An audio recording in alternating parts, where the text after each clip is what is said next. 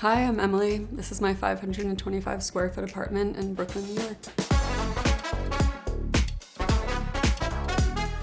I love living in Brooklyn. I've lived here for 4 years, and I joke with my friends that I'm never leaving, and I might actually never leave. For work, I design events and experiences, which means a ton of work. I never work in my space because it is home, and it's a place to hang out and feel so relaxed and comfortable. I love when I have it really, really cleaned, and I come home to the most clean and neat and cozy space that is mine. My biggest bit of inspiration in designing my apartment was this idea of heavy and light at once. Objects that look heavy but have a lightness to them because they're magically floating or something. This window is one of my favorite things about the apartment. It acts as a conceptual border between my living area and my sleeping area, but it doesn't actually block any sunlight. Brutalism is an architectural style that can be seen in a lot of places around the world. There's this real weight, and then the weight sort of gives way to this whimsiness or lightness.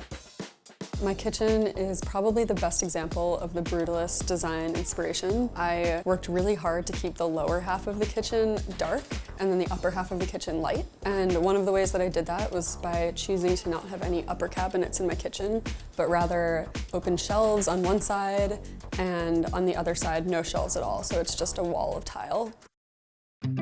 This is my desk nook, where everything's always a little bit of a work in progress depending on what I'm reading or working on. It's an area of my apartment that's really dense to counter the areas that are really empty and minimal. I also have under the desk a flat file, which is something that I've always wanted as a way to store and organize a lot of different things. I've been collecting paper since I was a teenager.